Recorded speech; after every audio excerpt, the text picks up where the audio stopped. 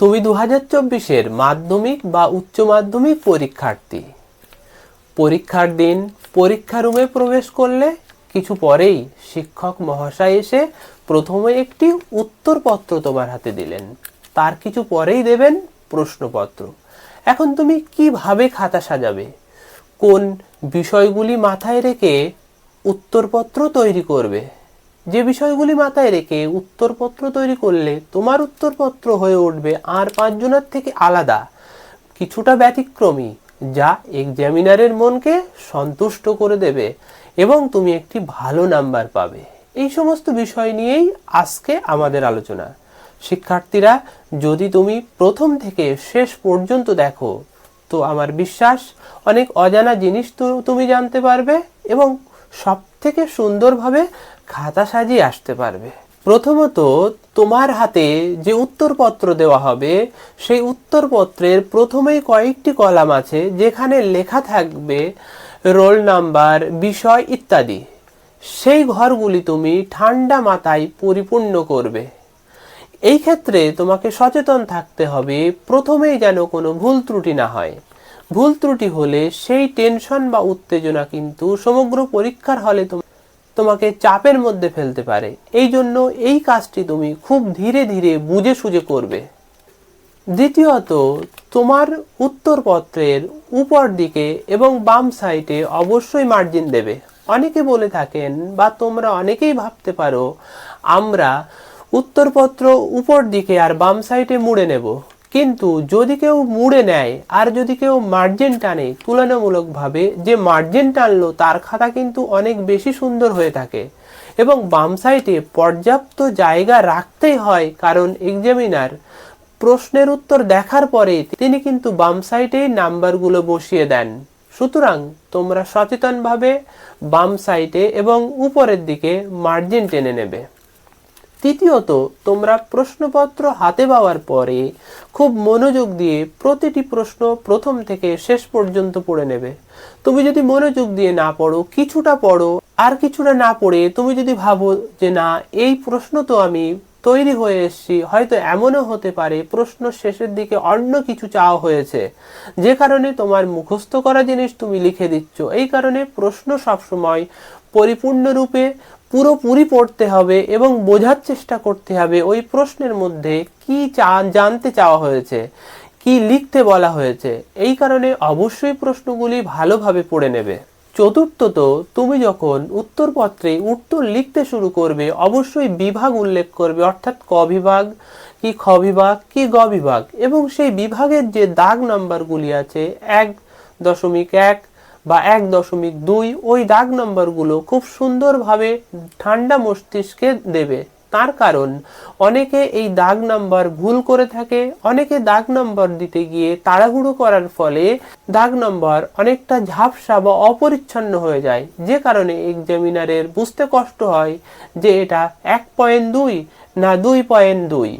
তো এই ধরনের সমস্যা যাতে না হয় সেই জন্য দাগ নম্বর দেওয়ার ক্ষেত্রে তোমাকে অতিরিক্ত মাত্রায় সচেতন থাকতে হবে। পঞ্চমত, তুমি যে বড় প্রশ্নগুলি লিখবে তার আগে কিন্তু এমসিকিউ বা এসিকিউ কিছু প্রশ্ন থাকে, এছাড়া শূন্যস্থান, ঠিক ভুল ইত্যাদি প্রশ্ন থাকে। এই সমস্ত ক্ষেত্রে তুমি পূর্ণ বাক্যে লিখতে পারো।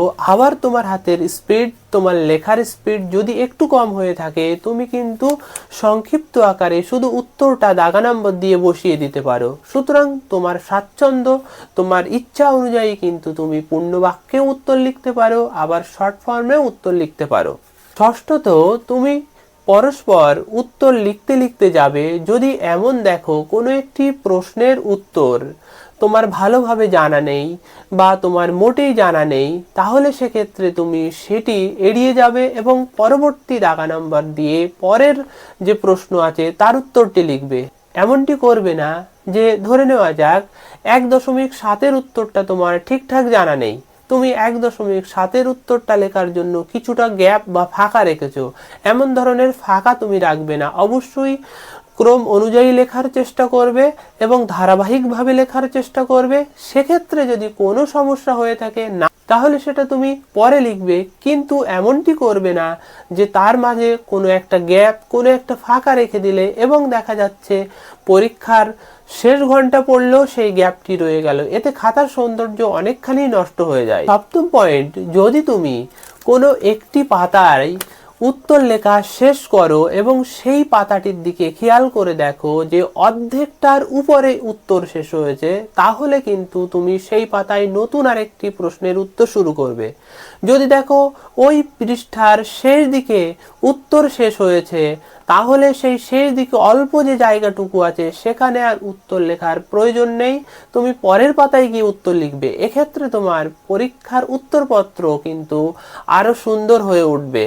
নতুবা তুমি যদি ওই শেষ অংশে আবার নতুন অ্যান্সার লিখতে শুরু করো, তাহলে দেখা যাবে ওখানে 1 বা 2 লাইন লেখা হয়েছে, তারপরে আবার পরের পাতায় যেতে হচ্ছে। এক্ষেত্রে শিক্ষক মহাশয়েরও কিন্তু খাতা দেখতে কিছুটা সমস্যা হতে পারে। এই জন্য তুমি যদি অল্প জায়গা থাকে তাহলে ওই পাতায় না লিখে পরের পাতায় চলে যাবে। অষ্টম পয়েন্ট হচ্ছে, তোমরা যখন খাতা সাজাবে তখন ডান সাইডে সামান্য অল্প জায়গা একটু ছেড়ে ছেড়ে যাবে, যেন এমন হয় না কোনো একটি শব্দ একেবারে বাইরে চলে যাচ্ছে। তো এই ক্ষেত্রে কিন্তু উত্তরপত্রের সৌন্দর্য অনেকখানি কমে যায়। অনুরূপভাবে একেবারে পৃষ্ঠার শেষে অন্তত 1-1.5 মতো জায়গা ছেড়ে রাখবে। তোমরা অনেকেই কিন্তু এমন করো যে একেবারে শেষ অবধি আর একটি লাইন ধরছে, সেই লাইনটাও তোমরা লিখে আসো। এমনটি যদি করো তাহলে কিন্তু ওই উত্তরপত্রের সৌন্দর্য অনেকখানি কমে যায়, কারণ উপরে কিছুটা জায়গা ছাড়া থাকে মার্জিন দিয়ে, বাম সাইডে কিছুটা জায়গা ছাড়া থাকে মার্জিন দিয়ে। সেই জন্য কিন্তু ডান পাশে আর নিচে যদি অল্প অল্প তুমি ছাড়ো তাহলে কিন্তু খাতার সৌন্দর্য বাড়ে। আবার অনেকে এই ভুল করে, নিচে কিংবা ডান সাইডে মার্জিন দেয়। এই ধরনের ভুল একদম করবে না। নবম পয়েন্ট হচ্ছে, তোমরা যখন তোমাদের মূল উত্তরপত্রের প্রত্যেকটি পৃষ্ঠাতে উত্তর লিখে ফেলবে আর তারপরে নতুন কোনো পৃষ্ঠা নেবে, সেই পৃষ্ঠায় কিন্তু তোমরা মার্ক করবে 1, 2 এমন ভাবে। ধরে নাও তুমি একটি পাতা নিলে, তাহলে তার উপরে 1 লিখে দেবে। সেই পাতা ফুরিয়ে যাওয়ার পর আবার যখন পাতা নেবে তার উপরে 2 লিখে দেবে, আবার যখন নেবে তার উপরে 3 লিখে দেবে। যদি তুমি পাতা একটিও না নাও তাহলে তোমার কিছু লেখার দরকার নেই। কেন লিখবে? যখন তুমি শেষে খাতা বাঁধবে তখন কিন্তু 3-4টি পৃষ্ঠা থাকলে একটু গুলিয়ে যেতে পারে যে কোনটি প্রথম, কোনটি দ্বিতীয়, কোনটি তৃতীয়। এই জন্য তুমি 1, 2, 3 এই সিরিয়াল দেখে বুঝতে পারবে যে আমার এই পাতা প্রথম, এই পাতা দ্বিতীয় আর এই পাতা তৃতীয়। সুতরাং শেষে কিন্তু পরীক্ষার খাতাগুলি একসঙ্গে বাঁধার ক্ষেত্রে তোমার অনেক উপকার হবে।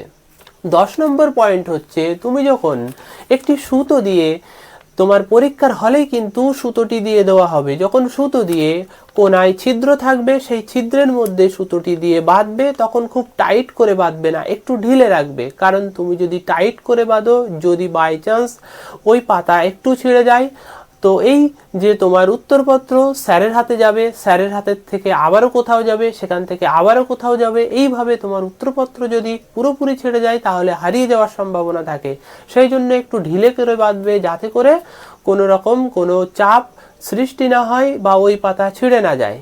তো প্রিয় শিক্ষার্থীরা, আজকের এই 10টি পয়েন্ট আমি তোমাদের সম্মুখে তুলে ধরলাম। তোমরা পরীক্ষার হলের এই 10টি পয়েন্ট মাথায় রাখবে, দেখবে একটি সুন্দর উত্তরপত্র তোমার তৈরি হয়েছে, যে উত্তরপত্র দেখে এক্সামিনার খুশি হবে।